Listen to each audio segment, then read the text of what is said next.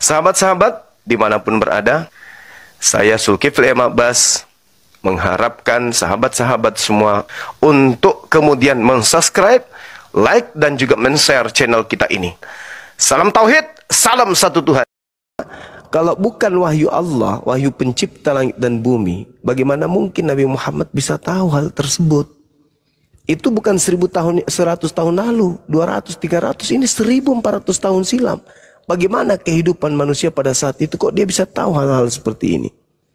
Nah, mungkin itu mimpi ajakan kepada saudara Al-KTP untuk berpikir. Karena hidayah itu macam-macam ya cara datangnya kepada ciptaan.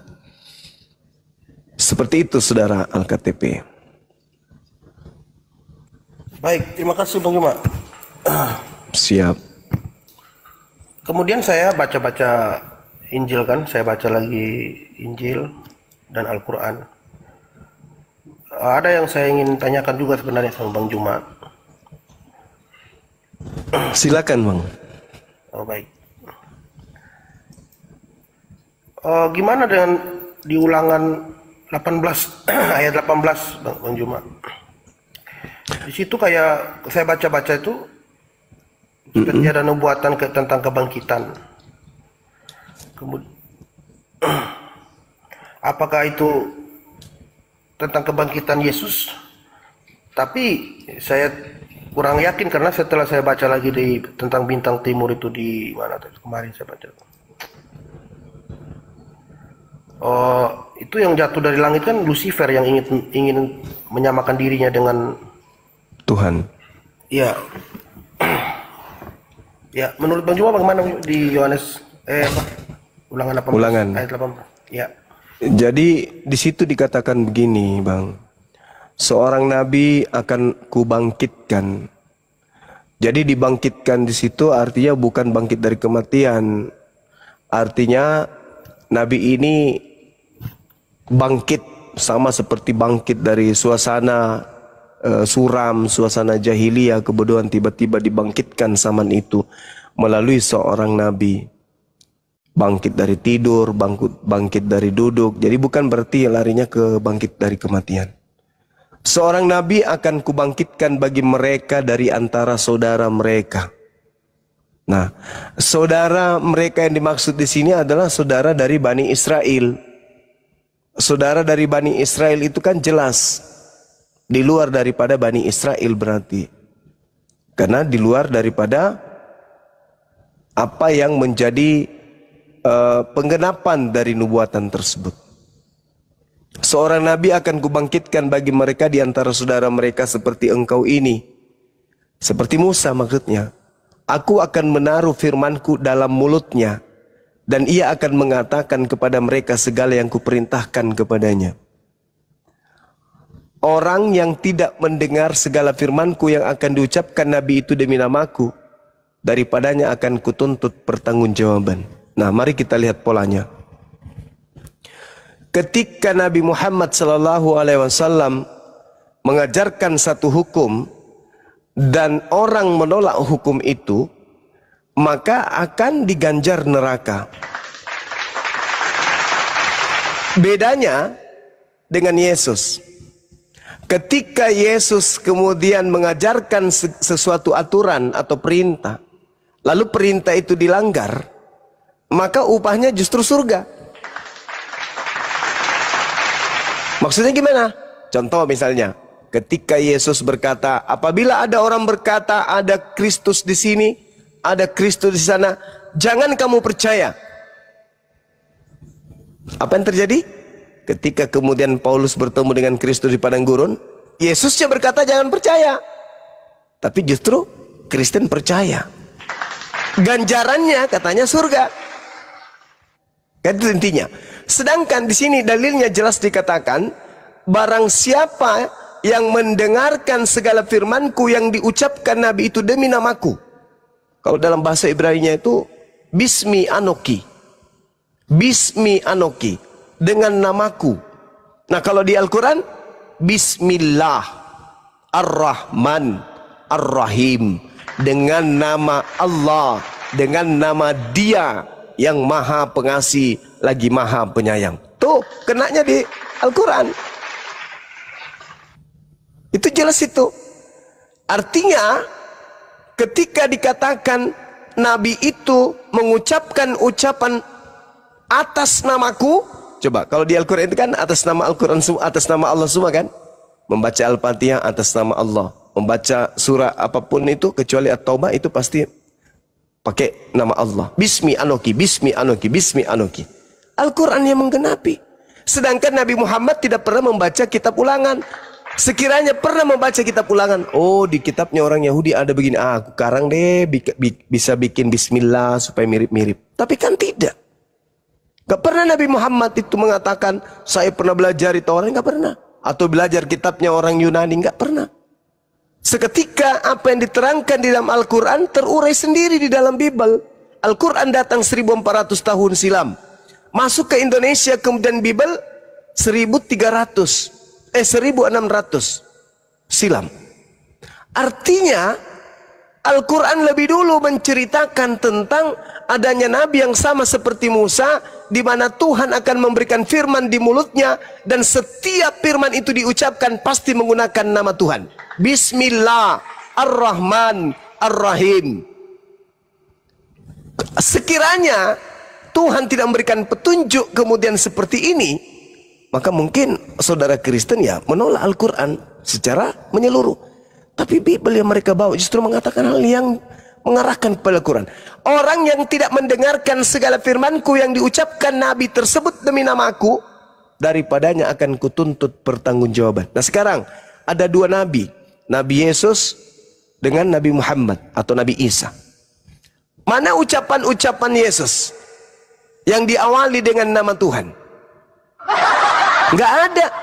Yang ada diawali dengan pengantar Lukas, pengantar Matius, pengantar Paulus, pengantar pengarang-pengarang. Sedangkan Nabi Muhammad ada nggak pengantar? Nggak ada. Iqra bismi rabbikal ladzi khalaqal insana min alaq. Iqra. Tidak ada pengantar di situ. Seketika firman yang diterima oleh Nabi Muhammad, itulah yang disampaikan kemudian. Iqra, baca.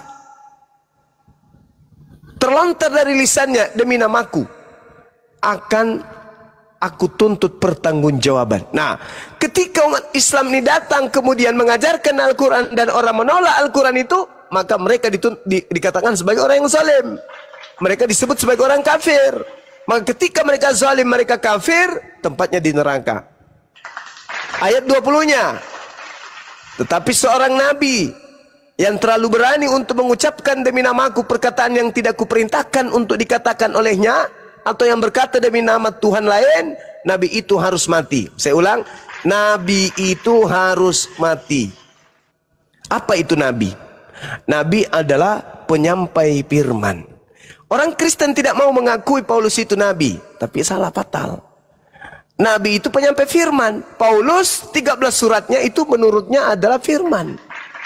Lukas menurutnya itu adalah firman.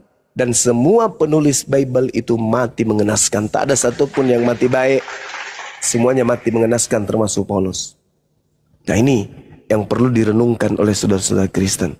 Jadi ketika Nabi Muhammad mengucapkan kalimat yang berasal dari Allah, dia mengawali dengan bismillah. Dan firman yang terlontar berupa Quran semuanya disimpan di mulut Nabi Muhammad. Nah sekarang Bible apakah semuanya itu terlontar dari mulut Yesus? Tidak. Lukas, bahkan kalau kita lihat Yohanes 1 itu nanti terlontar dari mulut Yesus itu ketika pengantarnya lebih dulu banyak mengucapkan kata-kata yang lain. Jadi di Yohanes 1 itu nanti di data nomor 38 baru muncul perkataan Yesus. Lalu perkataan yang lain mana? Pada mulanya adalah firman, firman itu bersama dengan Theos, firman itu adalah Theos, ia pada mulanya bersama-sama. Ini bukan firman yang ditaruh di mulut Nabi Yesus. Ini adalah ucapan-ucapan yang berasal dari mulut Yohanes. Jadi nabi yang sama seperti Nabi Musa bukan Yesus, karena kitabnya tidak semuanya terlontar dari mulut Yesus. Hanya Al-Quran yang seluruhnya 100% berasal dari mulut Nabi Muhammad. Hanya Taurat yang 100% berasal dari mulut Nabi Musa. Jadi Taurat dan juga Al-Quran itu sama-sama 100% dari Tuhan yang disimpan dan dititip di mulut Nabi tersebut, kedua Nabi tersebut. Mana kitab yang dilontarkan oleh Tuhan kepada mulutnya Yesus? Ada? Tidak ada. Lukas dari mulut Lukas, Markus dari mulut Markus, Roma dari Paulus, Galatia dari mulut Paulus. Mana dari Yesus? Tidak ada. Gak ada. Jadi Nabi yang sama seperti Musa itu siapa? Baginda Rasulullah Muhammad sallallahu alaihi wasallam. Makanya di dalam Al-Quran dikatakan begini. Auzubillahi minasyaitonirrajim. Bismillahirrahmanirrahim. Ma dalla sahibukum wa ma gawa. Kawanmu Nabi Muhammad tidak sesat dan tidak pula keliru. Wa ma yantiqu anil hawa.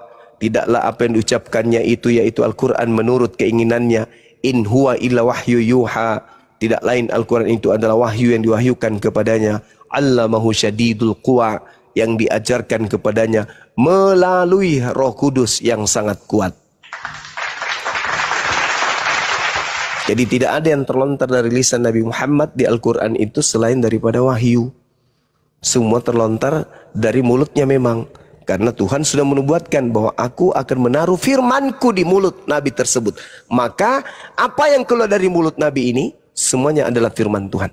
Nah, sedangkan kitabnya harus murni, tidak bercampur aduk dengan karangan-karangan manusia. Karena yang ingin disampaikan kepada manusia adalah firman Tuhannya. Sedangkan Lukas, Markus, Matius, Yohanes, apalagi surah-surah Paulus, itu sudah bercampur aduk dengan perkataan-perkataan orang. Sedangkan Nabi ini, firman yang dituliskannya atau yang disampaikannya harus yang masuk ke mulutnya sendiri. Mana ajaran Tuhan yang datang kepada Yesus? Hilang. Yang muncul hanya kesaksian-kesaksian orang yang disusun kemudian. Demikian, Saudara Al-KTP. Baik, terima kasih Bang Juma. Ini saya juga konfirmasi, saya juga sependapat dengan Bang Juma. Karena yang saya percayai di Perjanjian Baru itu hanya apa yang keluar dari mulut Yesus. Seperti di aplikasi Alkitab yang saya download itu, tentang Perjanjian Baru tuh di mana yang ada tulisan merah, itu yang saya sering baca. Tapi kalau tentang perkataan Matius, Lukas saya kurang ini soalnya. Bang Afida, syukran. Oke. Saya ingin bertanya Bang Juma, di Mazmur 147 nomor 19 tuh ayat 19 sampai 20 tuh kan, di situ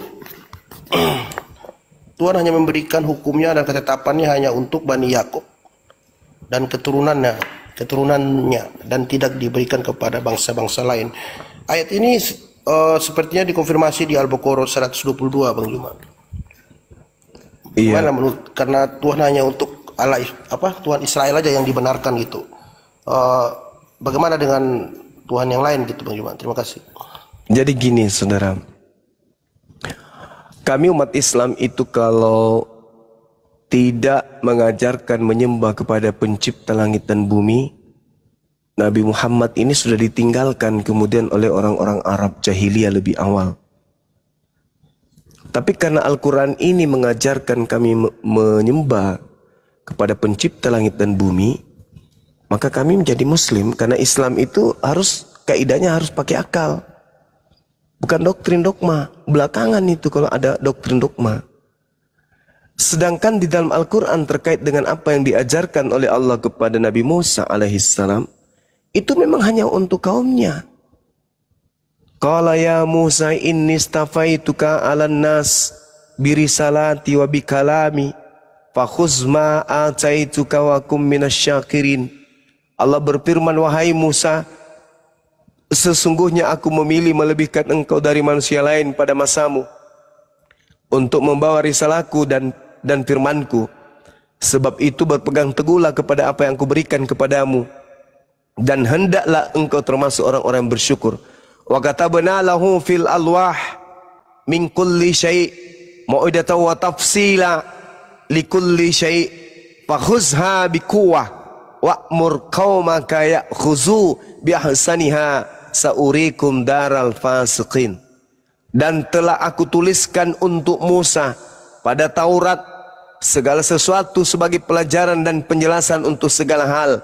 Maka aku berfirman kepada Musa, wahai Musa, berpegang teguhlah kepada apa yang aku turunkan kepadamu, dan suruhlah kaummu, suruhlah umatmu berpegang teguh kepadanya dengan sebaik-baiknya. Jadi seruannya memang hanya untuk kepada kaumnya. Sama seperti yang diterangkan di dalam Mazmur 147 tadi, bahwa Tuhan hanya memberikan kemudian hukum Taurat itu kepada Bani Israel dan tidak memberikan kepada bangsa-bangsa lain. Itu dijelaskan itu. Maka ya Kristen ini kalau kita cari benang merahnya, kenapa kemudian orang Kristen memiliki terjemahan kitabnya orang Yahudi, maka orang Kristen tidak sanggup memberikan jawaban yang akurat.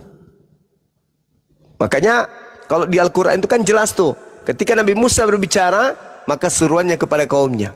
Dia nggak pernah berbicara kepada di luar kaumnya. Wa iz qala Musa liqaumihi ya qaumi lima tu'zunani wa qad ta'lamuna anni rasulullahi ilaikum. Dan ingatlah ketika Musa kemudian berkata kepada kaumnya, wahai kaumku, mengapa kau menyakiti aku, padahal kamu sungguh mengetahui bahwa sesungguhnya aku utusan Allah kepadamu.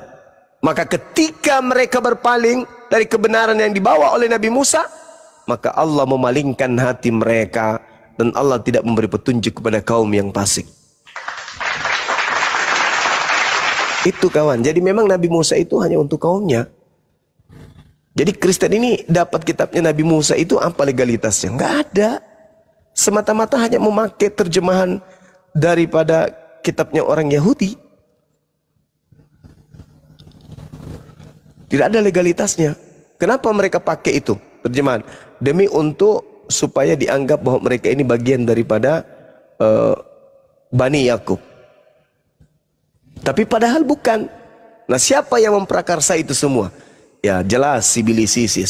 Iblis ingin agar seluruh manusia itu tunduk kepada aturan mainnya. Untung ada Nabi Muhammad datang mengingatkan. Hei, ingatkan kepada semua manusia bahwa ini hanyalah utusan untuk Bani Israel. Sedangkan Nabi Muhammad adalah utusan untuk Bani Adam, seluruh Bani Adam. Begitu saudara, silakan.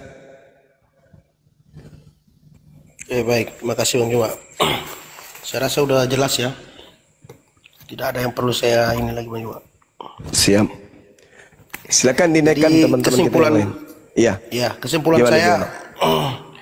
kesimpulan saya hidayah itu harus dicari, bukan ditunggu. Gitu aja. Iya, Masya Allah. Terima kasih. Siap. Oke. Host Bang Handi. Siap. Bang Handi monitor. Ya.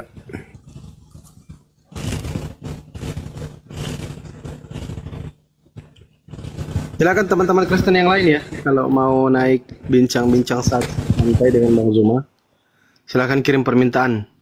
Tema kita Islam adalah pembela Yesus Kristus. Yesus yang asli ya, bukan yang palsu. Silakan teman-teman Kristen, kami kasih kesempatan untuk teman-teman Kristen naik untuk dialog, diskusi, bertanya, silakan. Nanti kalau teman-teman Kristen mau naik, kirim permintaan tuh tekan 1 ya. Silakan teman-teman Kristen. Ntar saya besarin dulu ini, biar kelihatan kursinya. Saya enggak besarin Bang Zuma ya teman-teman, nanti kena lagi akunnya, takut saya. Karena tinggal akun ini. Teman-teman yang belum follow silakan di follow Bang Zuma ya. Silakan di follow. Yang Muslim kalau bisa standby, kasih kesempatan teman-teman Kristen untuk naik. Kita sapa dulu. Oke, Bang Anjas Kristen atau Muslim Bang? Islam Bang. Oke, izin saya turunkan ya. Makasih. Assalamualaikum warahmatullahi wabarakatuh. Waalaikumsalam warahmatullahi wabarakatuh. Izin kawan-kawan Muslim kalau bisa standby, kasih kesempatan teman-teman Kristen untuk naik. Yang Kristen silakan ya, kalau mau bertanya boleh, mau dialog boleh, silakan. Teman-teman Kristen silakan.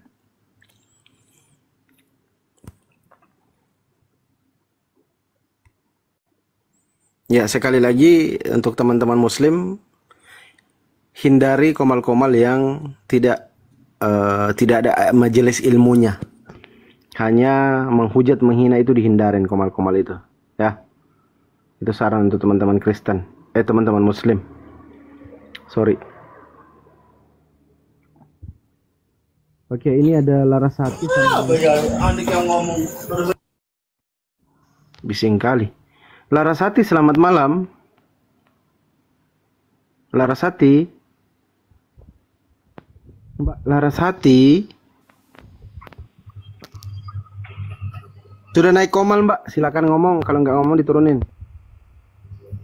Baik. Silakan teman-teman Kristen.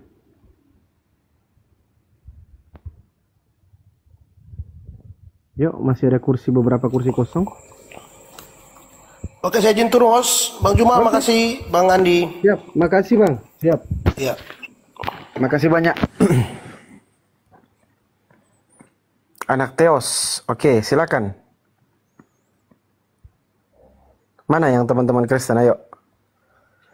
Nggak usah takut kirim permintaan ya. Masih bisa teman-teman Kristen kalau mau naik bertanya. Dialog boleh, bisa. Bertanya boleh. Bisa juga, silakan.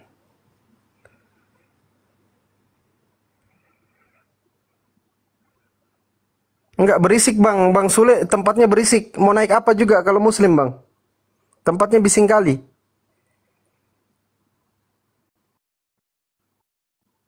Silakan yang Muslim aja, yang Kristen naik ya.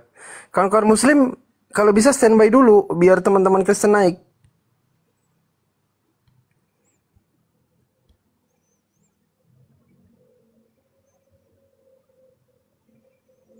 Oke, Bang Kekan Dadar. Kristen atau Muslim, Bang? Bang Kekan Dadar.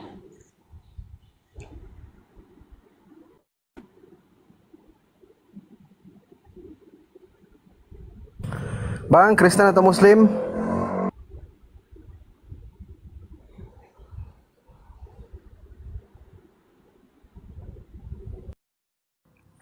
Oke, ada yang Muslim, yang Kristen lagi yang mau naik, silakan. Hasibuan, oke, Hasibuan. Oh, Muslim juga ini.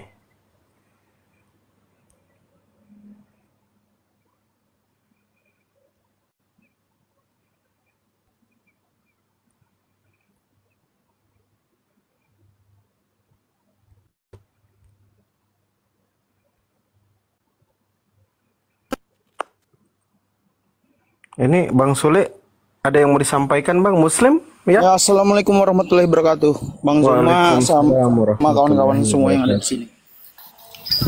Silakan Bang, jangan berisik Bang ya, karena banyak yang live Bang, YouTube. minta maaf Bang. Silakan.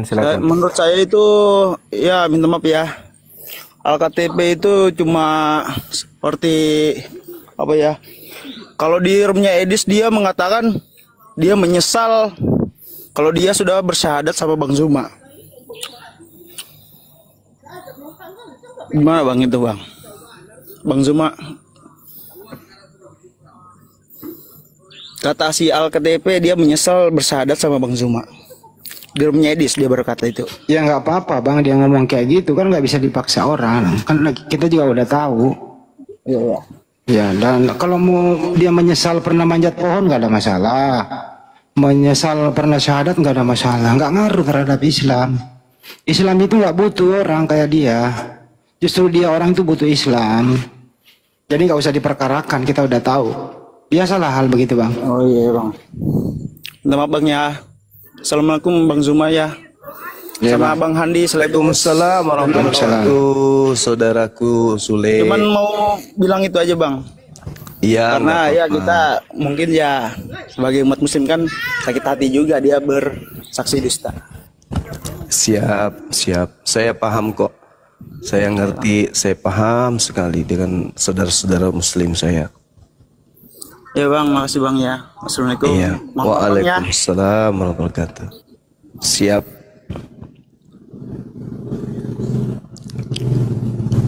Jadi tujuan kita Jadi tujuan kita itu diskusi apologi Islam Indonesia bukan menghakimi, bukan memaksa, tapi edukasi dan berbagi.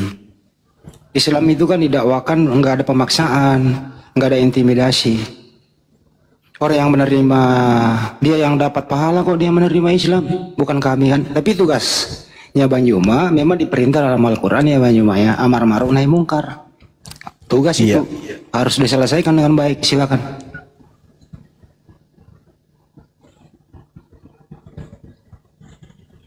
Yang Kristen nggak ada yang kirim permintaan.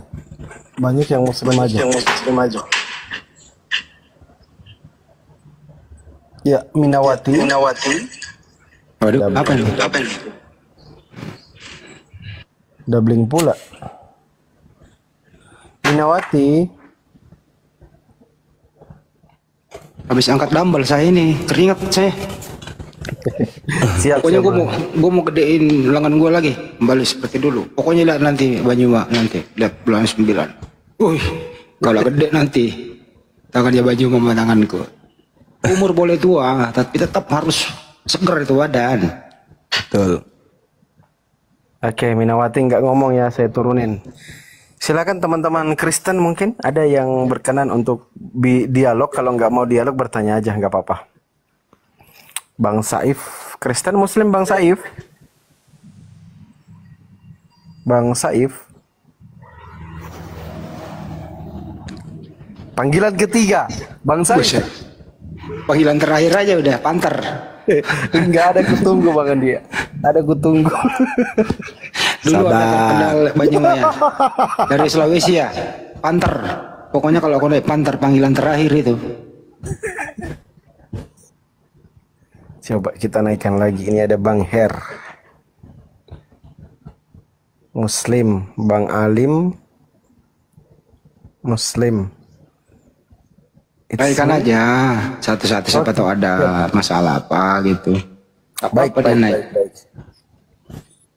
Sekaligus memperkenalkan bahwa API Apologet Islam Indonesia Sulawesi Tenggara itu DPW-nya sudah terbentuk, teman-teman. Jadi yang ada di Sulawesi Tenggara dan sekitarnya silakan follow ini, bergabung. Gitu ya.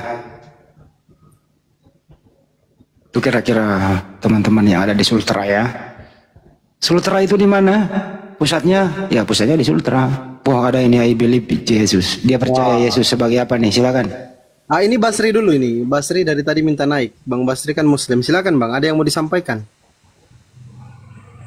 Iya Bang. Salam toleransi sebelumnya Bang. Oke. Silakan Bang. I believe Jesus. Anda percaya Yesus? Yes. Silakan. Percaya Yesus sebagai apa Bang? Silakan. Islam membela Yesus. Sebenarnya harusnya Islam membela Yahudi dan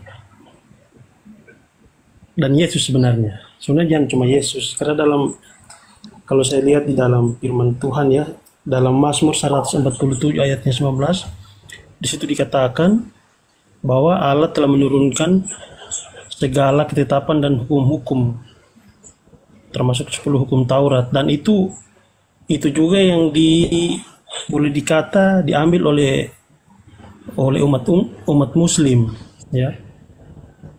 Dan itu jelas bahwa hukum Allah itu ditetapkan daripada bangsa-bangsa Yahudi sebelum ke bangsa-bangsa yang lain.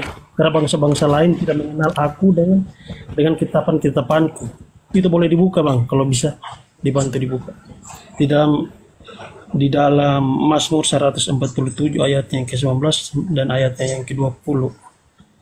Poinnya apa Bang? Ya? Poinnya apa? Ya poinnya seperti itu, karena di sini Islam membela Yesus. Oke, ya. Terima kasih. Poinnya seperti itu, berarti Anda tadi udah ngomong sebelumnya. Silakan Bang Yuma, poinnya seperti yang tadi. Ya udah, gantian ya. Iya. Iya, jadi konsentrasi kita di sini membela Yesus itu maksudnya segala fitnahan yang dilontarkan kepada Yesus ini itu dibela, dalam arti kata membantah. Ketika orang Kristen membela upaya iblis, Islam membantah upaya iblis. Maka saudara harus Anda paham bahwa Yesus yang suci ini ketika datang di tengah-tengah Bani Israel, beliau itu datang tidak seorang diri, Tetapi beliau datang bersama dengan kemuliaan Tuhan. Sehingga mustahil kemuliaan Tuhan itu bisa kemudian terhina. Itu pasti tuh. Tuhan selalu mempersamai Yesus. Yohanes 8:29. Kemudian data 15, 16, 17, 18. Jadi Yesus itu bukanlah dia yang ditampar, bukanlah dia yang disalib, bukanlah dia yang diludahin, bukan yang dia dibunuh. Yesus itu senantiasa diselamatkan oleh Tuhan. Ketika ada upaya kemudian untuk menyalib dirinya, membunuh dirinya, Pencipta yang mengutusnya senantiasa menjadi tempat perlindungannya, sehingga Yesus selalu dilindungi. Jadi nggak ada itu kematian bagi Yesus. Yesus itu sampai hari ini masih hidup. Yang mati itu pengganti Yesus, bukan Yesus yang mati. Tapi Yesus palsu yang kemudian juga menggunakan nama Yesus. Begitu, saudara. Oke, boleh tanggapi ini Bang Muslim? Silakan. Iya, kalau itu menurut saya itu adalah narasi yang diberikan oleh umat Muslim. Jadi di sini kenapa Allah sendiri berfirman ya akan datang di dunia menyerupai umat manusia. Jadi kalau kita baca di dalam Keluaran, di dalam Keluaran 19 ayatnya yang ke-23, ketika Allah berbicara kepada Musa di Gunung Sinai, dia mengatakan bahwa pasanglah batas sekeliling gunung itu dan nyatakanlah itu kudus, dalam artian bahwa tidak ada satu orang pun ya umat Yahudi itu bisa menyentuh Gunung Sinai karena gunung itu kudus. Ketika Allah turun berbicara langsung kepada Musa, ya, ketika hukum Taurat itu dinyatakan di tengah-tengah bangsa Israel. Nah, jadi ketika kalau Allah sendiri yang turun ke dalam dunia, maka musnahlah dunia ini karena dunia ini penuh dengan dosa. Bagaimana Allah menyatakan dirinya di tengah-tengah manusia? Harus datang sama seperti seorang manusia. Dia menyatakan dirinya di dalam diri Tuhan Yesus itu sendiri. Karena di dalam perjanjian lama saja Allah itu bercakap-cakap dengan nabi yang dia ingini, termasuk Musa ketika dia menurunkan 10 hukum Taurat. Ya, dia mengatakan bahwa pasanglah pagar. Artinya tanda bahwa jangan sampai bangsa Israel itu menyentuh ya kaki Gunung Sinai, dia akan mati. Ada dalam perjanjian lama. Seperti itu, Bang Suman. Kalau Allah sendiri yang turun, musnahlah kita, karena kita adalah umat yang berdosa. Sehingga bagaimana caranya? Dalam Yohanes 1 ayatnya yang pertama, Allah berfirman bahwa dia mengatakan firman itu adalah Allah, Allah itu adalah firman. Jadi apa yang dia katakan bahwa dia akan turun ke dalam dunia merupakan seorang manusia, dan itu dinyatakan dalam diri Tuhan Yesus. Seperti itu, ada dalilnya dalam Alkitab. Oke. Jadi dalam Al-Quran itu Allah Subhanahu wa taala menjelaskan, A'udzubillahi minasyaitonirrajim. Wa ma kana li basharin ayyukallimahullah illa wahyan aw min wara hijab aw yursila rasulan wa yuhhiya bi isnihi ma yasha innahu aliyyun hakim. Al-Quran surah Asy-Syura ayat ke-51. Tidak patutlah kemudian bagi manusia bahwa Allah itu akan berbicara langsung kepadanya kecuali dengan perantaraan wahyu. Kedua, perantaraan di balik tabir. Ketiga, dengan cara mengutus malaikat. Jadi Allah itu bisa berbicara dengan siapapun yang Allah kehendaki, tetapi dalam perantaraan wahyu, belakang tabir dan juga malaikat. Bukan dia turun menjadi ciptaan, bukan. Itu ajaran pagan itu. Pencipta langit dan bumi itu tidak akan pernah turun derajat. Namanya juga Maha Kuasa. Kalau namanya Maha Kuasa, itu bisa ngapain aja. Tidak mesti dia kemudian berubah wujud atau menurunkan derajatnya menjadi makhluk.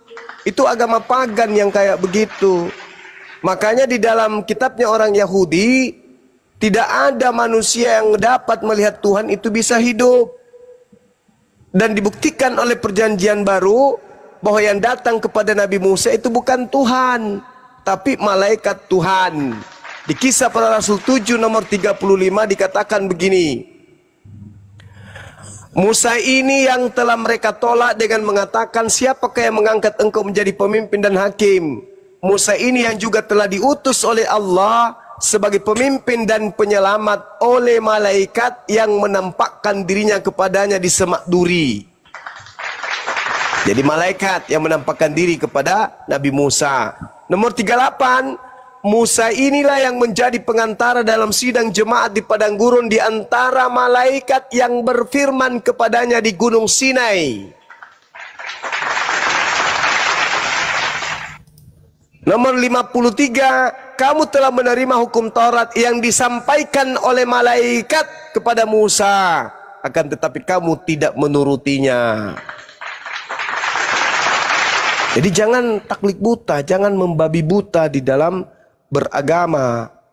Orang beragama itu kudus laras dengan kitabnya sendiri, jangan justru bertentangan dengan kitab sucinya. Jadi tidak ada itu Tuhan pencipta langit dan bumi turun menjadi bayi, itu nggak ada. Yang benar Tuhan yang Maha Kuasa menciptakan hambanya Yesus tanpa ayah, itu yang betul. Bukan Tuhan datang jadi bayi Yesus, bukan, itu koplak. Itu namanya beragama tanpa akal. Dan memang Kristen ini imannya adalah iman tanpa akal. Tidak boleh orang menjadi Kristen kalau masih mau Kristen pakai akal, nggak boleh. Karena agama Kristen itu agama yang bertentangan dengan akal manusia. Untuk menjadi Kristen wajib hukumnya tidak berakal. Karena tidak mungkin orang berakal bisa menerima Tuhan pencipta langit dan bumi jadi bayi. Tidak mungkin manusia berakal bisa menerima Tuhan dibunuh oleh manusia. Hanya orang Bahlul bin Dedemit bin Dongots yang mau percaya hal-hal seperti itu. Jadi luruskan lagi, kembali kepada kodrat kemanusiaan saudara, bahwa pencipta langit dan bumi mustahil turun menjadi manusia, mustahil. Di dalam kitabnya orang Yahudi yang Anda ambil secara tidak sah di Ulangan 34 nomor 10, di situ diterangkan kemudian bahwasanya engkaulah saksi-saksiku, tidak ada Tuhan yang dibentuk sebelum aku dan tidak ada Tuhan yang dibentuk setelahku. Itu terjadi kepada orang-orang Yahudi. Seperti itu saudara. Jadi belajar itu penting supaya Anda tidak kemudian terjerat oleh tipu daya. Yesaya 43 nomor 10 nomor 11. Kamulah ini saksi-saksiku, demikianlah firman Tuhan, dan hambaku yang telah kupilih, supaya kamu tahu dan supaya kamu percaya dan supaya kamu mengerti bahwa akulah Tuhan. Sebelum aku tidak ada Tuhan dibentuk, dan sesudah aku tidak ada lagi. Nah, sedangkan Yesus itu adalah manusia yang dibentuk jadi daging, makhluk yang dibentuk jadi daging. Jadi Yesus itu tidak ada unsur keilahiannya, sama sekali tidak ada. 0,000000001% pun tak ada unsur keilahian pada diri Yesus, kecuali ilahi yang berkarya terhadap Yesus, itu sudah pasti. Demikian saudara, silakan. Saya bisa membantah apa yang disampaikan oleh Bang. Silakan. Mengatakan bahwa tidak pernah Allah itu berbicara langsung kepada manusia, hanya malaikat atau utusan. Silakan. Ini salah satu saja dalam Keluaran 3 ayatnya yang keempat, ketika Allah menampakkan dirinya kepada Musa seperti itu yang menampakkan diri adalah Allah. Ketika ayat yang keempat saya bacakan, ketika dilihat Tuhan bahwa Musa ketika keempat, ketika dilihat Tuhan bahwa Musa menyimpang untuk memeriksanya, Berserulah Allah dari tengah-tengah semak duri itu kepadanya. Musa, Musa, ia menjawab, ya Allah. Lalu ia berfirman, janganlah datang dekat-dekat, tanggalkanlah kasutmu dari kakimu, sebab di tempat di mana engkau berdiri, disitulah tanah yang kudus. Bahwa Allah memang menyatakan dirinya kepada Musa, dia berbicara langsung kepada Musa. Kemudian kalau kita baca juga di dalam perjanjian lama, di situ dikatakan Daud juga berbicara kepada Allah, bahkan makan bersama-sama dengan Allah. Seperti itu, bahwa memang Allah menyatakan dirinya. Kalau Bang Suma baca di dalam Mazmur 147, ya kita harus pakai dalil ini Bang ya. Di dalam 147 ayatnya yang ke-19 dan ayatnya yang ke-20. Di sini memang betul-betul menjadi dasar bagi kami sebagai orang Kristen. Di sini dikatakan, dia memberitakan firman-Nya kepada Yakub, ketetapan-ketetapannya dan hukum-hukumnya kepada Israel. Ia tidak berbuat demikian kepada segala bangsa dan hukum-hukumnya tidak mereka kenal. Haleluya. Di sini jelas bahwa bagaimana hukum-hukum itu hanya diturunkan kepada bangsa Yahudi dan bangsa-bangsa lain tidak mengenal. Bagaimana bangsa-bangsa lain mengenal hukum Taurat? Ya? Termasuk Muslim, ya, termasuk Muslim dan termasuk Kristen dan bangsa-bangsa yang lain. Itu melalui Yesus Kristus. Dia memberitakan kepada murid-muridnya untuk pergilah dan jadikanlah semua bangsa muridku. Di situ kita mengenal yang namanya Injil, kebenaran itu sendiri. Ya, contoh seperti bangsa Arab sendiri ya. Dulu kan menyembah berhala, patung batu. Kemudian bangsa Indonesia juga dahulunya menyembah pohon. Karena kami dan kita semua tidak mengenal siapa Tuhan yang sebenarnya. Jadi Tuhan yang benar itu hanya Tuhan yang berasal dari bangsa Yahudi. Dan seperti firman Tuhan mengatakan, ketetapan-ketetapannya dan hukumnya itu berasal kepada Israel. Dia tidak berbuat demikian kepada segala bangsa. Dan hukum-hukumnya tidak mereka kenal. Nah seperti itu Bang Suma. Ya, itu dasar seperti itu. Oke, baik. Jadi kalau Tuhan yang benar itu Tuhannya orang Yahudi, ya jangan jadi Kristen. Karena orang Yahudi tidak menuhankan Yesus. Itu dulu. Belajar lagi. Kemudian, saudara harus paham tuh. Ketika Anda membawa data Mazmur 147, di situ apa yang disebutkan? Yakub dan Israel. Beritakanlah Injil kepada seluruh makhluk. Emang yang diberitakan kemudian oleh Kristen itu adalah ketetapan Tuhan kepada Yakub? Kan bukan. Yang diajarkan Kristen itu kan surah-surah Paulus. Hukum-hukumnya kepada Israel. Anda ngerti Israel nggak? Anda ngerti Yakub nggak?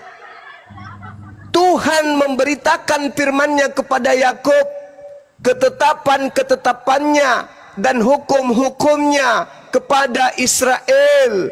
Tuhan tidak berbuat demikian kepada segala bangsa dan hukum-hukumnya tidak mereka kenal. Berarti ada apa? Kenapa ada kitabnya Yahudi di Kristen? Anda sendiri yang bawa data ini, Anda sendiri yang melanggar. Hukum yang datang kepada Yakub, ketetapan hukum yang datang kepada Israel, Tuhan tidak berikan, tidak berlakukan kepada bangsa-bangsa di luar mereka. Jadi Yesus yang mengajarkan, pergilah ke seluruh bangsa, jadikanlah seluruh bangsa di pengikutku. Itu bukan Yesus. Karena yang asli mengaku aku diutus hanya kepada domba yang hilang dari umat Israel. Domba yang sesat dari umat Israel. Itu dalil. Maka yang datang untuk mengajarkan dirinya kepada seluruh bangsa itu bukan Yesus lagi. Itulah yang dinubuatkan Yesus asli. Waspadalah kepada penyesat yang datang dengan memakai namaku dan berkata, akulah Kristus. Dia akan menyesatkan banyak orang. Banyak orang ya, seluruh bangsa. Itu yang dinubuatkan kemudian saudara. Jadi kalau Anda mengatakan bahwa Tuhan itu pernah datang, bicara begini, begono dan begitu, Yesus sendiri berkata, Bapa yang mengutus aku, dialah yang bersaksi tentang aku. Kamu tidak pernah mendengarkan suaranya, rupanya pun tidak pernah kamu lihat. Yesus loh yang berkata demikian. Lalu kemudian di dalam kitab yang Anda pegang, kan sudah dikatakan bahwa Tuhan tidak pernah membentuk diri. Kalau Tuhan berfirman kepada para nabi, tadi kan saya sudah membaca ayatnya. Wa ma kana li basharin ayyukallimahullahu illa wahya aw min wara hijab aw yursila rasulah. Kan saya sudah bacakan. Tidaklah patut bagi manusia berbicara langsung kepada pencipta langit dan bumi, melainkan melalui 3 cara. Yang pertama melalui pewahyuan, yang kedua di belakang tabir, yang ketiga dengan cara mengutus malaikat. Jadi kalau yang berbicara kepada Nabi Daud mungkin wahyu, mungkin juga melalui tabir, mungkin juga melalui malaikat. Dan apesnya ketika Anda mengatakan Nabi Musa pernah bertemu langsung dengan Elohim, apesnya di dalam Kisah Para Rasul 7 itu loh, ternyata yang berfirman kepada Yesus itu bukan Elohim tapi malaikat. Dalil. Jangan Anda bantah kitab Anda sendiri. Boleh tanggapi ini, Bang? Silakan. Iya. Kalau Abang mengatakan bahwa di Kisah Para Rasul bahwa malaikat, ya, malaikat yang berbicara langsung. Kalau kita baca di dalam Kisah Para Rasul 9, Kisah Para Rasul 9 ayatnya, saya harus buka data. Ketika Paulus itu bertemu dengan Tuhan Yesus seperti kilat cahaya, itu ada. Itu iblis. Enggak, sabar. Ya, Kisah Para Rasul ketika Rasul Paulus bertobat, ya, di sini. Di sini dia menampakkan diri, ya, ayat yang keempat. Dalam perjalanannya ke Damsyik, ia sudah dekat kota itu, tiba-tiba cahaya memancar dari langit dan mengelilingi dia. Dia rebah ke tanah dan kedengaran olehnya oleh suara yang berkata kepadanya, Saulus, Saulus, mengapa engkau menganiaya aku? Ini bukan iblis, Bang. Jawab Saulus, siapakah engkau Tuhan? Katanya, akulah Yesus yang engkau aniaya itu. Ini di sini bukan berbicara iblis, Bang. Lalu? Kemudian, tetapi bangunlah dia dan pergilah ke dalam kota, di sana dia akan dikatakan kepadamu apa yang harus kau perbuat. Nah, seperti itu, bahwa bukan hanya di perjanjian lama, Allah itu menyatakan dirinya kepada nabi-nabi yang diinginkan, ya, untuk menyampaikan kebenaran apa namanya? Dari mana Anda tahu kalau itu Yesus asli? Yes, dalam perjanjian lama, dalam dari mana Anda tahu kalau itu Yesus asli? Ya, karena di sini dia berkata begini. Jawab Saulus, siapakah engkau Tuhan? Dia bertanya, siapakah engkau Tuhan? Terus begitu. Kemudian katanya, jawab yang berbicara kepadanya, akulah Yesus yang kau aniaya itu. Dari mana kamu tahu kalau itu Yesus asli? Jadi gini, sabar, Bang. Waktu saya ini, Bang. Ya gini, kenapa kami bisa meneladani apa yang disampaikan oleh Paulus? Karena rentetan kejadian Paulus selama dia melayani Tuhan, tidak ada satupun kekayaan yang dia dapatkan, ya. Bahkan kematiannya pun sangat tragis, ya, karena dia menyampaikan sesuai firman Tuhan, ya, dan menjadi dasar kami mempercayai Paulus adalah salah satu rasul. Karena di sini Tuhan Yesus menampakkan dirinya langsung kepada Paulus. Ya, bahkan ini dulu, Paulus, buktikan dulu bahwa yang dampak ke dia itu asli. Iya, bagaimana kalau tidak asli bagaimana kami percayai firman yang ada? Tanda-tanda kedatangan Yesus menurut Yesus apa? Kalau dia yang datang asli itu apa tanda-tandanya menurut Yesus? Iya, banyak. Salah satunya dia akan datang ke dalam dunia. Dia akan datang seperti ketika dia terangkat ke surga. Nah, ketika dia terangkat lengkap dengan jasad. Ketika dia ke Paulus lengkap jasad nggak? Enggak, dia bukan sama nggak itu? Fisik. Dia hanya seperti kilatan cahaya. Nah, itu dia, makanya aku bilang, dari mana Anda tahu kalau itu adalah Yesus? Sedangkan dalam Lukas 10 nomor 18 Yesus sendiri berkata, aku melihat iblis jatuh dari langit ke bumi berupa cahaya. Iya. Konteks itu sabar satu-satu, Bang. Iya, saya hanya minta bukti kalau itu Yesus asli. Apa buktinya? Begini, Bang. Ya, dalam perjanjian lama saja Allah ketika Allah menampakkan diri kepada Musa itu berupa nyala api. Dan itu tidak menutup kemungkinan ketika seperti firman Tuhan dalam Kisah Para Rasul ketika Yesus berpikir, karena dia mengatakan begini, jawab Saulus, siapakah engkau? Tuhan? Dia mengatakan Tuhan. Kemudian dia berkata, akulah Yesus yang engkau aniaya itu. Tidak ada seorang iblis yang mengatakan, akulah iblis yang kau aniaya itu. Ya, bagaimana mungkin dia mengaku iblis? Anda percaya nggak kalau Yesus berkata kepada muridnya Bani Israel, waspadalah kepada Kristus palsu yang datang kepadamu. Yes. Hah? Yes. Anda percaya? Ya, saya Apa, percaya. apa pesan Yesus? Apa pesan Yesus? Percaya atau jangan percaya? Gini, waspada. Bahwa kami mau. Iya, ketika ada yang mengaku akulah Kristus, pesan Yesus kepada muridnya agar muridnya percaya atau jangan percaya. Gimana Bang? Ketika ada orang berkata ada Mesias di sini, ada Mesias di sana, janganlah kamu percaya, atau Yesus berkata percayalah kepada dia. Mana yang betul? Tuh. Gini, sabar Bang, karena saya harus buka jangan sampai terkecoh dengan sabar Bang. Kamu yang mengecoh dirimu sendiri. Ya, sabar Bang. Tuh dalilnya tuh. Pada Ya. waktu itu jika ada orang berkata kepada kamu, lihat Mesias di sini, Mesias di sana, jangan kamu percaya. Hanya kalian aja non Yahudi ini yang mau percaya. Orang Yahudi nggak percaya kepada Paulus. Sabar Bang. Karena mereka sudah mendapatkan mandat dan nasihat dari gurunya. Jangan kamu percaya. Matius 24 ayatnya ke berapa? 23 sampai 27. 23 sampai ayatnya ke 27. Ye. Matius berapa Bang? 24 Matius 24 ayatnya ke 23 sampai 27. 27. Ye. Oh ya, ini memang iya Bang. Kalau ini temanya ya berikut siksaan yang berat dan Mesias. Yes. Mengingatkan kita bahwa akan datang Mesias palsu yang Kita atau Bani Israel? di sini Yesus datang ini bukan hanya kepada Bani Israel. Oh, enggak. Yesus menasihatkan itu ucapannya kepada Bani Israel atau kepada kita?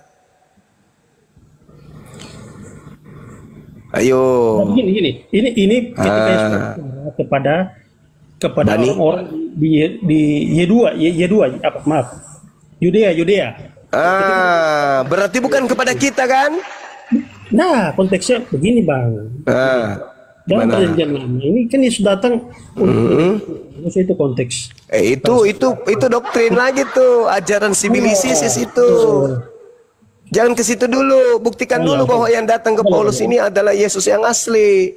Kalau kamu bisa menjelaskan itu Yesus asli dan tidak terbantahkan kemudian oleh Yesus, maka Anda boleh mengajarkan semua doktrin-doktrin dari barat tersebut. Dosa waris lah, nembus dosa lah. Tapi kalau tidak bisa Anda loloskan yang datang kepada Paulus itu sebagai Yesus asli, maka semua yang Anda ajarkan, gereja ajarkan, pendeta ajarkan, semuanya palsu. Tolong buktikan kalau yang datang kepada Yesus Paulus itu adalah yang asli. Silakan. Iya, kalau yang Abang sampaikan firman Tuhan ini dari ayat ke-23 sampai ayatnya yang ke-28, itu benar memang bahwa Yesus mengatakan waspada kepada Mesias yang palsu. Mesias itu mungkin ada di sini dan mungkin juga ada di sana. Dan jangan kamu percaya karena Yesus mengatakan jangan percaya. Sesuai firman-Nya ini, sesuai firman yang di sini. Jangan lari dari firman ini karena Yesus sudah mengajarkan. Kamu yang lari kawan, bukan saya yang lari. Kamu yang lari.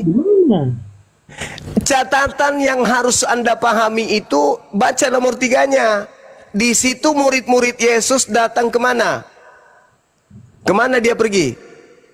Di Matius 24 nomor 3 itu kemana dia pergi? Bukit? Nomor 3 Bang. Iya. Di mana dia pergi? Ya, di Bukit Zaitun. Bukit Zaitun, bukan di Indonesia. Dengar dulu. Silakan. Harus dudukkan perkara itu pada tempatnya. Ketika murid-muridnya datang, ketika Yesus dia sedang duduk di Bukit Zaitun, murid-muridnya datang bercakap-cakap dengan dia secara pribadi. Apa yang dikatakan oleh muridnya kepada Yesus? Guru, katakanlah kepada kami, bila manakah itu akan terjadi? Dan apakah tanda kedatanganmu dan tanda kesudahan dunia? Apa kata Yesus? Tanda kedatanganku apa? Matahari menjadi gelap, bulan tak bercahaya, bintang-bintang berjatuhan, kuasa-kuasa langit akan berguncang, anak manusia akan nampak di langit, seluruh manusia di bumi akan meratap, dan seluruh manusia akan melihat anak manusia tersebut. Apakah itu sudah terjadi? Tidak. Berarti yang datang tanpa ada tanda itu semuanya adalah palsu, termasuk yang datang kepada Paulus. Itu konteks akhir zaman, Bang. Kok akhir zaman pula? Enggak. Iya, itu Yesus berbicara kan. Itu akhir zaman. Benar itu abang katakan. Iya betul. Nah, artinya begini, kalau Yesusnya yang datang, mau bulan berapa, tanggal berapa, tahun berapa, abad keberapa pun dia datang, maka itulah akhir zamannya. Andai saja yang datang pada Paulus itu adalah yang asli, maka 2000 tahun silam sudah kiamat. Tapi karena yang datang pada saat itu bukan asli, belum kiamat, palsu yang datang. Kan ditanya sama muridnya, apa tanda kalau kamu yang datang? Disebut, tanda kalau aku datang, matahari menjadi gelap, bulan tak bercahaya, bintang berjatuhan. Kalau ada orang mengaku berkata ada Mesias di sini, ada Mesias di sana, jangan kau percaya. Kalau tanda itu tidak ada, itu pasti palsu. Itu maksudnya. Jadi kamu ini Kristen pengikut Kristus palsu dengan nabi palsunya Paulus. Kenapa? Karena Yesus mengatakan waspada kepada Mesias palsu, kepada nabi palsu yang datang kepadamu melakukan banyak mujizat, sekiranya mungkin menyesatkan murid-murid pilihan juga. Camkanlah, aku telah mengatakannya terlebih dahulu kepadamu. Jadi ketika ada orang berkata ada Mesias di padang gurun, ada Mesias dalam bilik rahasia, jangan kamu percaya. Sebab sama seperti kilat melontarkan cahayanya dari timur sampai ke barat, demikianlah kelak kedatanganku. Jadi kalau ada yang mengaku bertemu dengan aku tapi tidak ada tanda itu, jangan kamu percaya, kata Yesus. Makanya Kristen ini jadi bulan-bulanan. Yahudi membuat kalian itu menjadi perkedel, Islam membuat kalian itu menjadi capcay. Kalian jadi bulan-bulanan terciduk. Konteks yang abang sampaikan itu dalam Matius dan kisah para rasul itu berbeda, Bang. Ketika Tuhan Yesus menampakkan dirinya kepada Paulus itu hanya seperti kilatan cahaya. Gini, Bang, sahabat, ini waktu saya, Bang. Ya, jadi gini. Dalam kisah para rasul 9 di situ ketika Tuhan Yesus menampakkan dirinya kepada Paulus itu hanya kilatan cahaya. Ketika Paulus melihat cahaya itu matanya buta. Selama 3 hari itu hanya kilatan cahaya. Ada enggak tanda-tanda itu kalau Yesus datang? Buta mata orang, ada enggak? Nah, itu kan ketika Tuhan Yesus menampakkan dirinya kepada Paulus, bukan kepada banyak orang. Kok terburu-buru ente mengatakan itu Tuhan Yesus? Terburu-buru. Yesus terburu-buru firman Tuhan mengatakan, bukan saya. Itu Yesus mengatakan kepada muridnya, kalau ada yang mengaku bertemu dengan aku, percaya atau jangan percaya? Gini, iya konteksnya berbeda itu ketika Tuhan Yesus. Kok berbeda pula? Kok kamu yang ngatur? Kenapa kamu yang ngatur? Kenapa kamu yang ngatur? Yesusnya mengatakan jangan percaya, kok kamu yang ngatur? Mana nanti dikasih kesempatan. Gini, Bang, dalam firman Tuhan ini, ketika Tuhan Yesus itu berbicara kepada murid-muridnya, berarti tentang bagaimana mereka dinasihati akan nabi-nabi yang palsu, kemudian bagaimana menjadi seorang pelayan Tuhan. Kalau ketika Tuhan Yesus itu berbicara kepada banyak orang, berarti dia berbicara tentang perumpamaan, banyak perumpamaan. Itu bukan perumpamaan itu. Kenapa, Bang? Ini konteksnya berbeda. Begini, Bang. Anda yang mengatakan berbeda karena bertentangan dengan iman saudara. Begini, Bang. Bang. Gimana, Bang? Dalam firman Tuhan, ketika Tuhan Yesus itu berbicara kepada iblis itu, dia mengatakan, iblis sendiri mengatakan, engkau Tuhan, apa urusanmu? Waktu belum tiba. Berarti memang betul-betul Tuhan menyatakan bahwa dia sebagai Yesus itu mengatakan. Sekarang tanda kedatangan Yesus aja dulu. Oh, apa maksud Yesus berkata jika ada orang berkata ada Mesias di sini, ada Mesias dan jangan kau percaya? Maksudnya apa itu? Yes, jangan percaya. Nah, terus kenapa kamu percaya ketika Paulus berkata bertemu dengan Mesias di padang gurun? Tidak. Paulus tidak mengatakan dia Mesias. Mama Nah, begini, dalam ya tunggu saya bantai itu. Dalam ayatnya yang kelima, jawab Saulus, siapakah engkau? Tuhan. Kemudian katanya, akulah Yesus yang kau aniaya itu. Nah, kemudian itu bukan kita lihat Mesias. Yesus itu bukan Mesias. Yes, Mesias. Ya itulah yang Yesus katakan. Kalau ada yang mengaku bertemu dengan aku, jangan kau percaya. Iya, Bang. Aduh, turunkan saya dulu deh. Aduh, sudah selesai. Enggak, nanti naik lagi kena pelanggaran tadi, Bang. Oh gitu. Jadi- Coba difokuskan, Bang, di warning Yesus itu tadi, Bang. Betul. Matius 24:23 kan Yesus Bro, kami nunggu Bang Juma, bro. Hormat sama Bang Juma ya. Ya, Jadi gini, tanda-tanda kedatangan Yesus itu apa sih, Bang, bro? iya, itu terdapat dalam perjanjian lama ketika Jangan di situ tadi. Maaf, Yang dibacakan Bang Juma, dengarkan dulu, Bang. Ya, maaf. Tanda-tanda kedatangan Yesus itu apa aja yang terjadi? Coba. Bang, saya buka dulu ya. Karena saya harus pakai dalil, Bang. Tadi dalilnya udah dibacain loh itu. Ada Bang Juma naik. Cuma sederhana pertanyaan, tanda-tanda kedatangan Yesus apakah sama tanda-tanda waktu Paulus ketemu Yesus? Kan itu topiknya.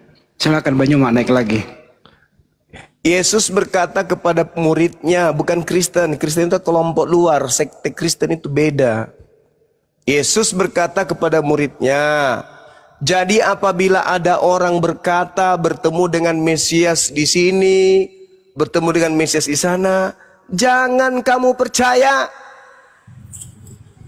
Paulus berkata, aku bertemu dengan Mesias di sini, di padang gurun. Apa pesan Yesus? Percaya atau jangan percaya? Iya, Bang, begini. Betul itu Abang sampaikan itu. Nah, Tapi sekarang ketika kemudian Paulus datang mengatakan, aku bertemu dengan Yesus di padang gurun loh. Pesan Yesus apa? Percaya atau jangan percaya? Gini, Bang. Iya, saya jawab. Gini, Bang, kalau Abang sampaikan tadi ketika Tuhan Yesus berbicara kepada muridnya di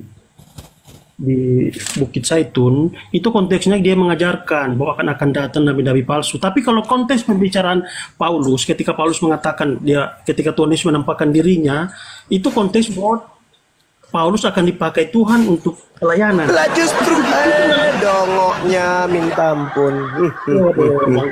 Justru Yesus meminta supaya waspada kepada penyesat tersebut. Benar itu, Bang, benar. Terus kenapa kamu percaya kepada Paulus? Konteks Yesus itu berbicara kepada murid-muridnya. Dia mengajarkan kepada murid-muridnya. Udah, kamu ke gereja colok pantat pendeta, udah kau turun. Kau ke neraka saja. Bahlul, dongok. Pansela ini orang tidak ada otaknya, tidak ada kepalanya. Si Bahlul ini sudah dibacakan data. Yesus berkata, jika ada orang mengaku bertemu dengan aku, jangan kau percaya. Begini bang. Itu konteksnya beda bang. Nanti kau ngomong sama Yesus kalau kau ketemu ya. Begini bang Yesus, yang ditemui oleh Paulus itu adalah kau sendiri. Begini bang. Dongok. Makanya kurangi makan asu. Supaya otakmu itu cemerlang kayak otak manusia, jangan kayak otak asu. Udah jelas-jelas dikasih data, begini bang. Dongok. Orang kalau makan singkong jangan kulitnya yang dimakan, isinya. Makan nasi itu juga jangan dedak yang dimakan, isinya, berasnya yang dimakan. Inilah akibatnya. Yesus jelas-jelas berpesan, kalau ada orang mengaku bertemu dengan aku, apapun itu mereknya, pokoknya dia mengaku bertemu aku, jangan kau percaya. Sebab nanti aku datang itu ketika disertai dengan tanda-tanda ini. Matahari gelap, bulan tak percaya, bintang berjatuhan, kuasa langit berguncang. Itu, kalau itu terjadi, itu baru kau percaya, itu aku. Dompala. Kalau itu tidak terjadi, mau siapapun dia mengaku-ngaku, aku bertemu dengan Yesus di pohon, aku bertemu dengan Yesus ketika tahajud, aku bertemu dengan Yesus ketika aku sholat, aku bertemu dengan Yesus ketika aku umroh. Jangan kau percaya. Itu bukan aku. Udah 2 kali, 3 kali, 4 kali. Ini ke-6 kalinya. Begini bang. Begini bang. Udah revisi dulu Bible kau itu. Revisi dulu. Menurut mereka Pak Juma, penafsirannya dia, khusus percakapan Yesus dengan muridnya di Bukit Zaitun, ini dia percaya. Tapi kalau ada orang lain seperti Paulus, itu beda konteks. Nah, gitu. Dong pelakar do bab lama. Tolo-tolo kama. Makanya kurangi makan berdua kawan. Terus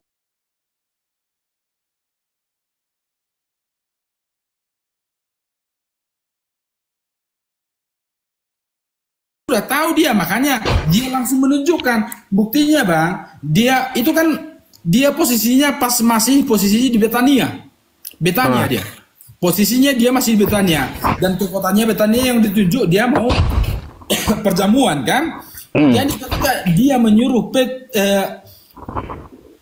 Yohanes tadi itu, jumpailah dia, ada nanti ketemu kamu sama orang itu. Artinya dia itu sudah menunjukkan maha kuasanya dia, maha tahunya dia sudah menunjukkan itu. Di situ kan saya yakini kenapa dia menyuruh begitu, karena memang dia maha tahu dan maha kuasa. Karena apa? Bayangkan bang, luar biasanya kan? Dia nyuruh, kamu jumpain di situ ada orang nanti bawa candy, bawa isi air.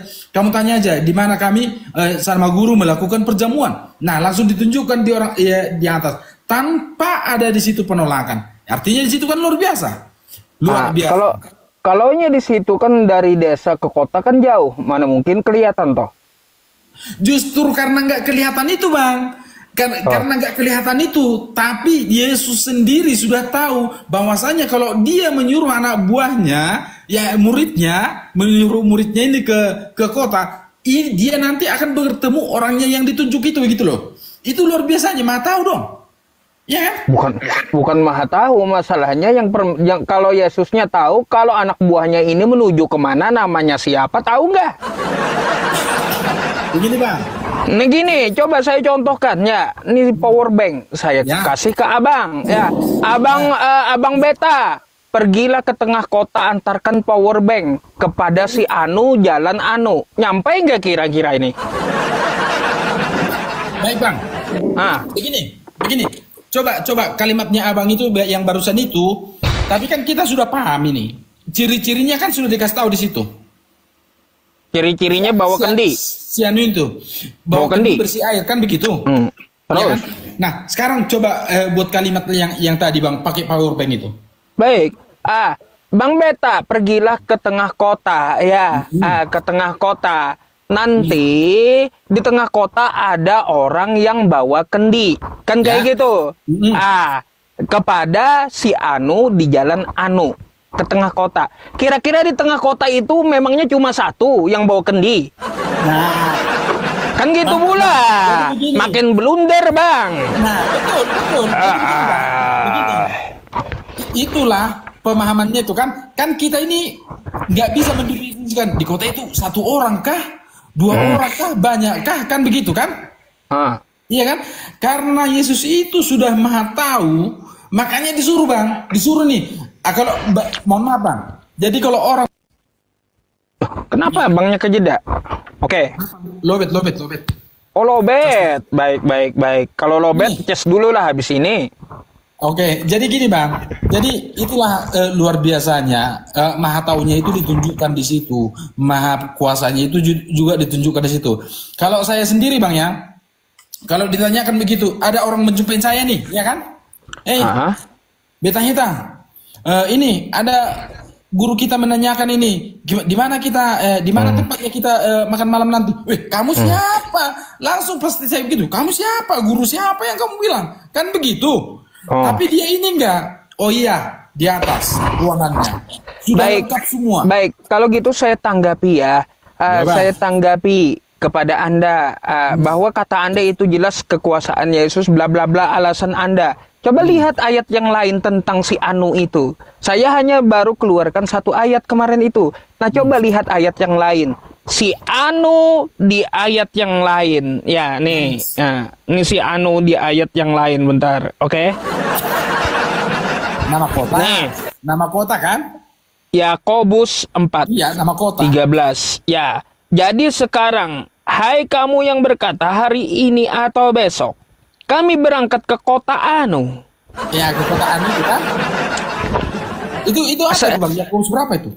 Maka Yakobus 2:8 Yakobus 4:13. Selain nama kota anu ada juga, selain si anu ada juga kota anu gitu. Ya, cuma ayat kitabnya iya. tahu, aku paham. Apa makin meresahkan anu ini? Ya, meresahkan memang. Yakobus berapa, Bang? Yakobus 4:13. Nih ya, kami berangkat ke kota anu. Apa? Kota banyak ya, banyak kota itu. Memang dah betul-betul si anu ini ya teman-teman. Yakobus berapa tadi? 4 tuh, ya. 13. 4 ayat 13.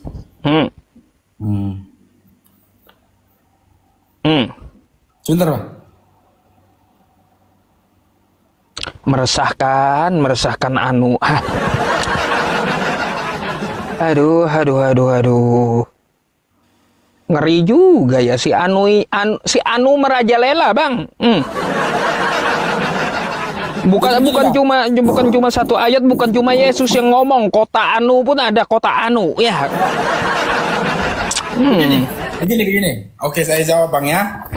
Ini sepengetahuan saya aja. Nanti nggak tahu ada orang yang berpengetahuan di bawah sini maki-makinya aku Bang. Oh gitu ya, ya jangan maki-maki. Iya. Kamu nggak punya ilmu tapi jawab gitu. Jadi begini. Di situ kan judul perikopnya jangan melupakan Tuhan dalam perencanaan, kan begitu. Terus? Jadi sekarang hai kamu yang berkata, iya kan, Bang?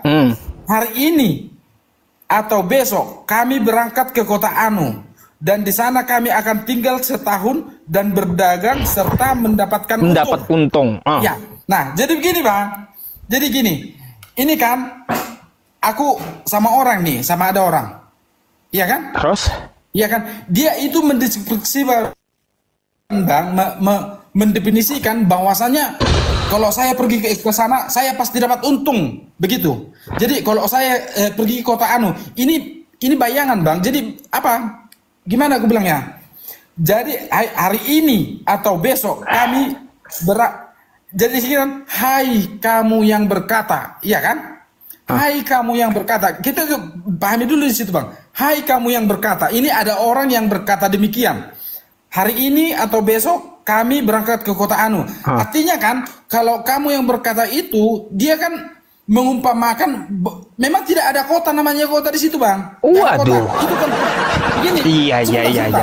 Terus begini, Bang. Hari ini atau besok kami berangkat ke kota anu dan di sanalah kami akan tinggal setahun dan berdagang serta mendapatkan untung. Iya kan? Sedang kamu tidak tahu apa yang terjadi besok, ya kan? Jadi dia begini Bang, kalau contohnya saya ini berjualan nih, bawa barang jualan, ya kan? Bawa barang jualan, langsung saya ngomong ini. Kalau aku nanti berjualan di Banjar, saya dapat langsung untung. Nah, orang yang ngomong ini, orang yang berhadapan sama aku itu ngomong, kamu ngapain kamu ngomong? Kalau kamu pergi ke kota sana. Kalau kamu pergi ke kota sana langsung dapat untung. Nah begitu.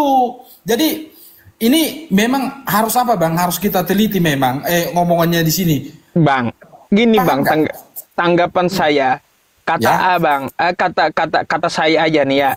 Abang berkata kayak gini. Hai Bang Beta yang berkata. Kan kayak gitu. Saya tirukan nih ya. Ya. Hari ini atau besok. Ya, ini ucapan Anda yang saya tirukan, kan gitu maksud Anda. Itu yang Anda maksudkan, hari ini atau besok kami akan pergi ke kota si anu. Ke kota anu, kan gitu. Kalau saya menirukan, saya pasti sesuai dengan ucapan Anda. Hari ini atau besok kami ke kota Banjar. Jelas Banjar kotanya. Begini Pak.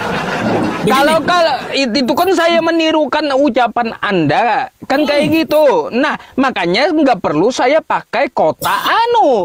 Kalau saya ucapkan kota Banjar jelas. Kalau kota Anu, orang yang baca kota apa ini kota Anu? Begini bang. Aduh. Begini. Jadi kan di situ kan nggak dituliskan. Kalau aku itu ngomong tadi ke Banjar kan. Nah seumpama gini bang. Ayo kita ulang lagi ucapan kita yang tadi. Kalau aku besok pergi ke sana ini merujuk kota bang ya. Kalau aku pergi ke kota sana nanti ini, kalau aku pergi ke kota sana nanti, aku jual piring di sana, otomatis saya dapat untung. Nah sekarang abang yang mengkhotbahi saya, coba khotbahi saya. Seperti kata omongan abang tadi, coba. Hari ini aku akan pergi ke kota sana, kan gitu kata tunjuk pula. Kota mana? Nggak jelas juga. Nah di situ bang, tapi di sini kan nggak diungkapkan. Kotanya itu, tapi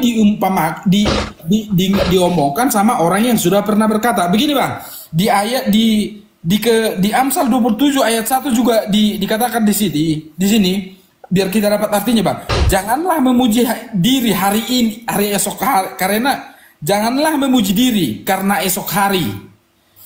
Karena engkau tidak tahu apa yang akan terjadi hari itu. Nah, itu artinya bang. Jadi di sini diartikan begitu. Jangan kamu langsung bilang kamu kalau pergi ke kota sana dapat untung. Soalnya kamu nggak tahu besok kamu entah kecelakaan, entah jatuh, entah apa. Itu maksudnya dari kata-kata itu bang. Begitu.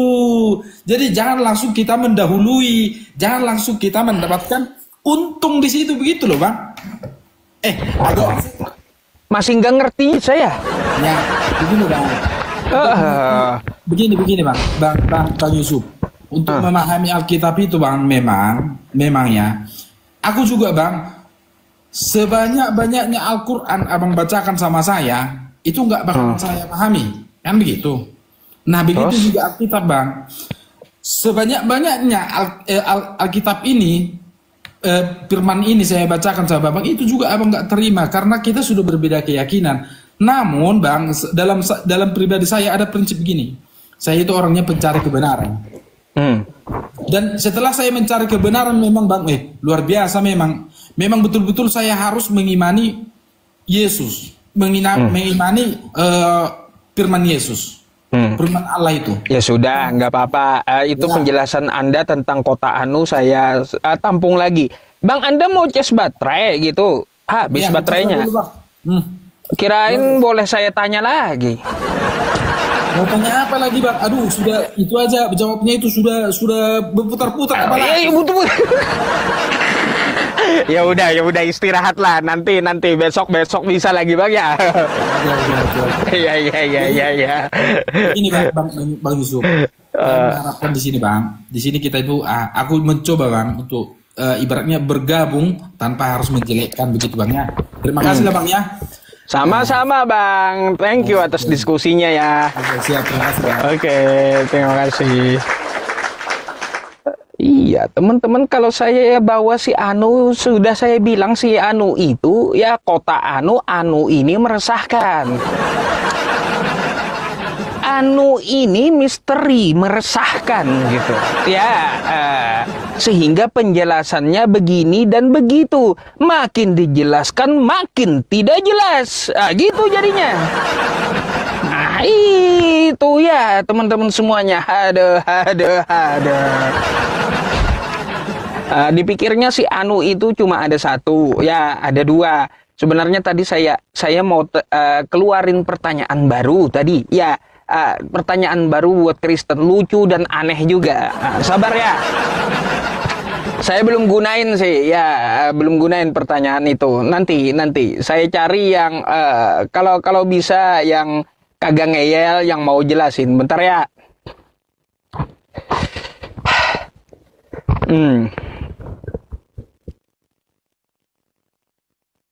Siapa? Oke, Tar Aldesta. Ke kota Anu, iya, ke kota Anu, kepada si Anu. Kresek bang. Udah bang. Abang Kristen kan? Rasanya masih ingat saya. Ada yang perlu saya obati malam ini. Ya bang, menjelaskan si kota Anu itu bang. Kalau di dalam Alkitab kami, kota Anu yang dimaksud itu kota itu. Ya kota itu kota apa? Iya, Anu itu menjelaskan kota itu. Iya kak, kota itu kota apa gitu. Sama juga kagak jelas juga. Lah, yang saya tanya kota apa? Nama kotanya apa? Kalau kota tadi itu bang? Kalau kota Anu ya Anda jawab kota itu kota apa gitu loh, kota Anu. Ya nggak disebutkan, tetapi itu merujuk kepada itu. Anu itu merujuk kepada itu. Aduh. Terus ada lagi yang mau ditanggapi dari si Anu? Matius berapa lagi tuh yang membahas Anu? Matius 26 ayat 18 ya bang ya? Nah, itu sudah dijawab di surat Al-Furqan ayat 28 bang. Kalau Furqan kan udah saya jelaskan. Iya udah dijawab. Yang pertama gini ya, si Anu ini kagak jelas ya kalau di Matius itu ya kepada si Anu kan. Lalu Anda udah dijawab Al-Furqan, itu kan gak nyambung ke Al-Quran. Tapi kalau Anda mau menanyakan siapakah di dalam Al-Furqan, betul? Iya si Anu itu si Fulan. Nggak ada Anu di Quran, nggak ada. Nggak ada Anu di Al-Quran, nggak ada. Jadi siapa si Fulan itu bang? Fulana di Al-Quran siapakah? Umayyah bin Khalaf. Gimana sih? Nama si Fulan siapa? Umayyah bin Khalaf. Tuh, ada namanya. Makanya Umayyah bin Khalaf ada namanya. Sekarang bentar, itu saya udah jawab. Nanti saya tampilkan datanya. Si Anu siapa namanya? Siapa? Kalau Fulan namanya Umayyah bin Khalaf, ya, atau saudaranya Ubay bin Khalaf. Sekarang saya tanya, Anu siapa namanya? Tunjukkan datanya. Ya, kalau menjawab seperti abang juga bisa aku jawab seperti abang gitu, tanpa ada datanya gitu. No, ada datanya, makanya carikan data si Anu siapa. Silakan tunjukkan data nama si Anu sama saya. Iya, coba tunjukkan. Abang tunjukkan dulu. Makanya tunjukkan sama saya nama si Anu. Saya akan tunjukkan siapa Fulan di Furqan, ya. Ya, tunjukkan. Makanya Anda tunjukkan apakah Anda tetap mengatakan kitab Anda nggak jelas. Kalau Anda katakan kitab Anda nggak jelas, ya si Anu itu saya tunjukkan nanti, ya.